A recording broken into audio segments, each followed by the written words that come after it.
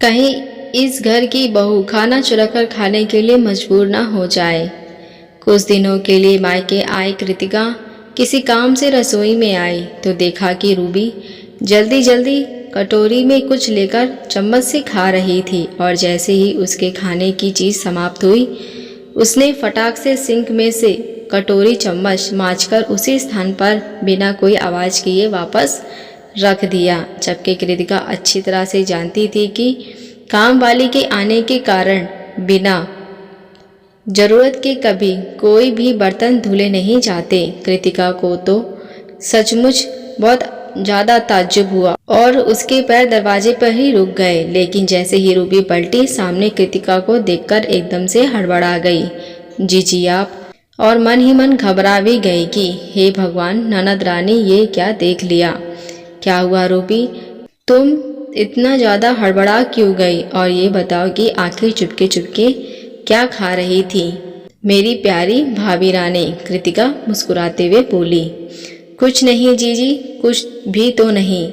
Ruby निगाह नीचे किए हुए डर कर बोली। अरे इसमें इतना डरने की क्या बात है, आखिर ये घर तुम्हारा है। प्लीज़ जीजी मम्मी जी से कुछ भी ना कहिएगा। अरे नहीं नहीं, लेकिन कुछ बताओ तो भला, आखिर क्या बात है जो इतना ज़्यादा डर रही हो? ननद रानी ने बड़े प्यार से भौजाई के कलेजे को सहलाकर पूछा। तो रूबी डरते डरते बोल ही पड़ी। जीजी खाना बनते बनते बहुत जोर भूख लगने लगती है, लेकिन मम्मी जी पापा और सचिन की दुकान से आकर खाना खाने से पहले कुछ भी खाना खाने नहीं देती। उनकी सख्त हिदायत है कि जब तक वो लोग खाना नहीं खा लेते तब तक कोई भी नहीं खाएगा। जीजी आपको तो पता ही है कि मुन्ना मेरा दूध पीता है, हर थोड़ी थोड़ी देर में मेरी आंतें खींचने लगती हैं, चुटुक पुटुक में मेरा कुछ भी भला नहीं होता, इसलिए थोड़ा सा दाल चावल कटोरी में निकालकर खा लिया। रूबी की आंखें पूरी तरह से डबडबाई हुई थीं। कृतिका भतीजे के होने के बाद सिर्फ जलवे पर आई थी। अब जब सर्दियों की बच्चों की छुट्टियां पड़ी तो भाभी भतीजे से लड़ाने चली आई, लेकिन उनको ये सब बहुत ख़राब लगा। मतलब मम्मी ने अभी भी अपने सिद्धांतों से कोई भी समझौता नहीं किया। प्लीज़ जीजी मैं आपके हाथ जोड़ती हूँ, मम्मी से कुछ भी नहीं कहिएगा वरना मेरी तो आफत आ जाएगी। रूबी कृतिका के हाथ जोड़ते हुए बोली। रूबी पागल हो क्या, मैं भी 2 बच्चों की माँ बनी हूँ और मुझको भी एहसास है कि डिलीवरी के बाद जब बच्चे फीड करते हैं तो बहुत ज़्यादा भूख लगती है, लेकिन मम्मी जी तो अपने सिद्धांतों की ही दुहाई देती रहती है। तुम परेशान ना हो, ये बात मैंने ना देखी और ना ही सुनी। कृतिका रूबी को अपने गले लगाकर इतना कहते हुए रसोई से बाहर निकल गई और थोड़ी देर बाद रूबी जब सब काम निपटाकर मन ही मन डरते डरते वहीं गीता और कृतिका के पास आकर बैठ गई। मम्मी चलिए खाना खा लीजिए चलकर, क्योंकि रूबी भी तो भूखी बैठी होगी। कृतिका गीता से मुखातिब होते हुए बोली। कृतिका तुम भूल गई इस घर की परंपरा कि जब तक सचिन और तुम्हारे पापा खाना नहीं खा लेंगे हम लोग रसोई कैसे झूठी कर सकते हैं? गीता थोड़ा तेज स्वर में बोली। लेकिन मम्मी क्या आप रूबी को भी आप इतनी देर तक भूखा बैठाए रखती हैं?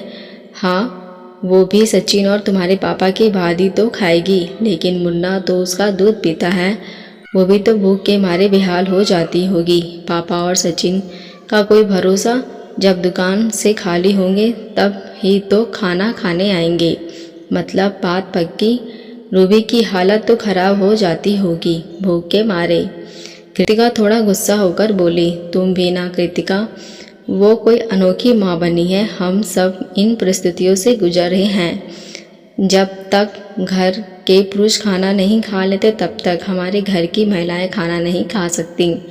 गीता थोड़ा बेरुखी से बोली। लेकिन मम्मी ज़माना बदल गया है, आप ही बताती हैं कि जब तब के ज़माने में बच्चा होने के बाद जच्चा के लिए घी और मावे के लड्डू और हरियाली पंजीरी भरे रखे रहते थे और इससे उनको पूरे पौष्टिकता मिलती रहती थी। लेकिन आजकल के बच्चे तो ऑपरेशन से होते हैं तो ज़्यादा घी और मेवा जच्चा को मिलता नहीं।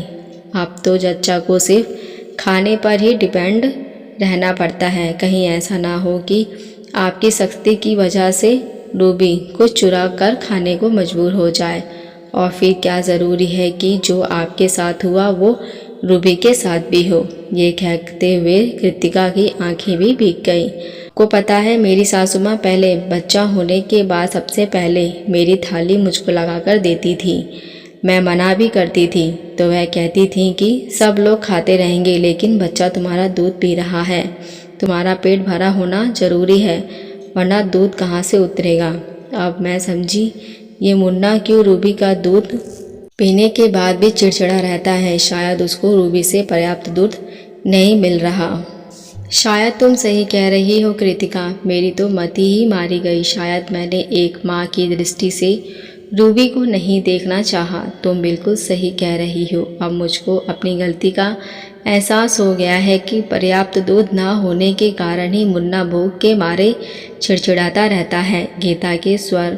गीता के शब्दों में बहुत ज़्यादा अफसोस था। चलो उठो रूबी बेटा, आज से और अभी से इस घर के सिद्धांत हमेशा हमेशा के लिए बदल जाएंगे। अपनी और हम सबकी थाली लगाकर ले आओ, और आज से जब भी तुमको भूख लगे तुम किसी का भी इंतज़ार किए बगैर निसंकोच खाना खा सकती हो। गीता रूबी से बोली। थैंक यू जीजी।